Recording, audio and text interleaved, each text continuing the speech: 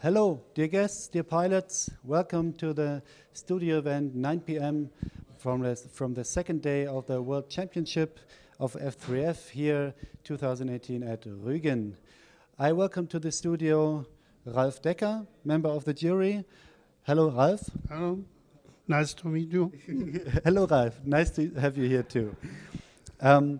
I just wanted to inform you about the actions of the day, what happened, and we had a lot of actions today, and so I would like to start with the one thing that troubles most pilots most, it's the weather.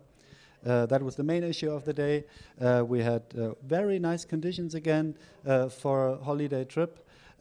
We had light winds from south and southwestern directions on our south slope of Gore, and it deviated from roughly 30 degrees to 60 degrees on the right. Is that right, Ralf? Yes, it was a little problem today, the wind direction, because the official measurement equipment was not available. It was crashed 2 days ago, and it was on the contest director to decide whether the direction is okay or not. But he did it very well. Thank you, Armin, for handling the wind direction so well. Yes, we did all we could in order the new wind measurement system yesterday. So it arrived just after midday at this day, and we were able to put it in place. But now maybe for another part of the day, in the early afternoon, the conditions dropped a bit more to the right. That means more southwest. So we constantly checked on our west slope of Dranske, the turbulator, and roughly at 1:30 in the afternoon, the contest director decided to switch to the west slope of Dranske, which meant that the whole equipment had to be put down, transported to the other slope, and all the pilots with it. We managed to do it till 2:30 roughly, and all the pilots were present, and we were waiting for the wind to get valid, or not for the wind to get valid, but for the contest to get restarted. Then unfortunately we had to wait a bit, and maybe Ralf can tell us what happened then in Dranske. Yes, there were also problems with the wind direction, but I want to tell you that the team which managed the competition and went with the equipment from one place to the other is working very, very quick and very, very carefully. Yes, I can confirm that. We say do a switch, and the team just does it. Everybody knows what he has to do, and the switch from one slope to another, including driving time, has been made in under an hour. In our test at the German Open, it was done in a bit more than an hour. Now we were even faster. So thanks on all the helpers for the fast and very, very, very safe work. The wind in Dranske then changed again. That was very unfortunate. When we decided for the switch to Dranske, the wind was roughly 7 meters per second and about minus 20 degrees from the left. Means so it was reasonable to switch to Dranske. But when we finally arrived there, it was roughly 50 to 60 degrees again. So the wind turned back in that 45 minutes. So we were not able to start the competition again. So that was it for the weather. And now I am seeing Antonis in the back. And maybe I could ask him to speak a few words. Okay. Thank you, Ralf, for your words. See you. Thank you.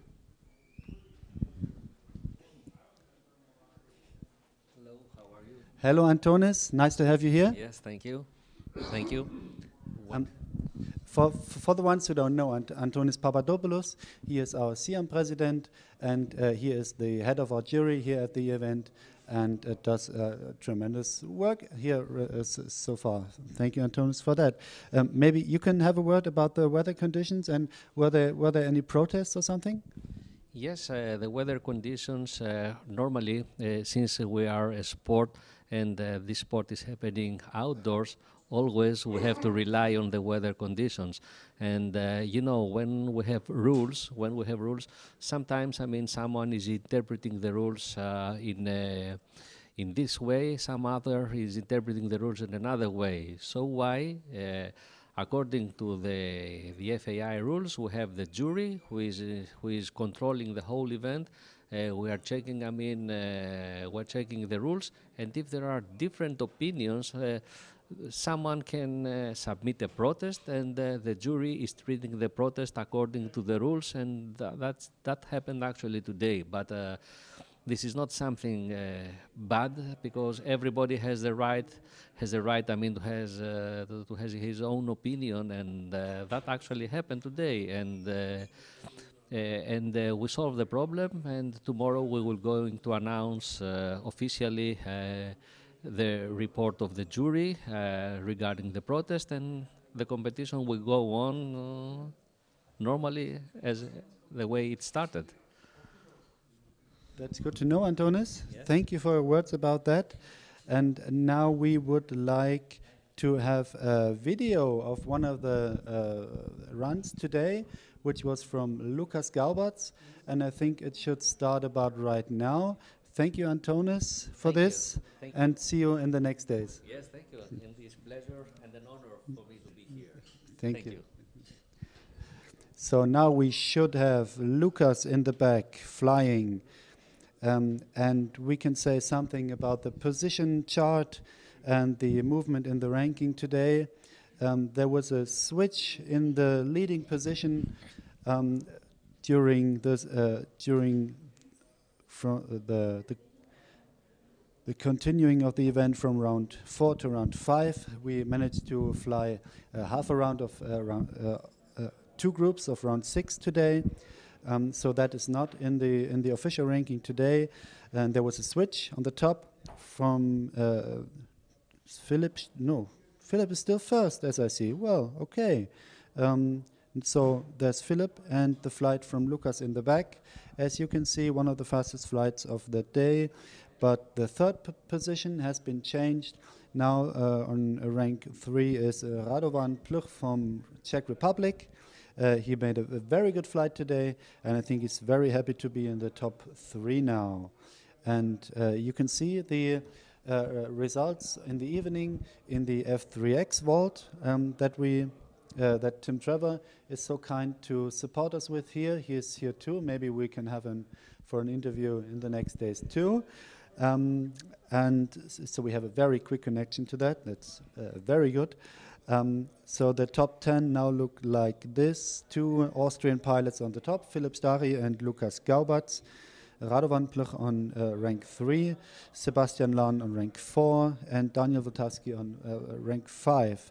The best German pilot, again, is Siegfried Schädel, who managed to squeeze in a very good flight in round 6, which is not in the ranking right now, so we expect him to be more on the top 10, or even higher in the top 10. And the first Swiss pilot is Markus Meissner, who also had a good flight today. And that's it for the ranking. You can see it on our website, wm2018.f3f.de.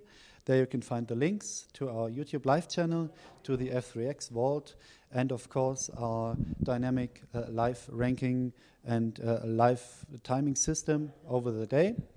And for now I say goodbye from the second day of the F3F World Championship 2018, and hopefully we will see each other tomorrow. Thank you.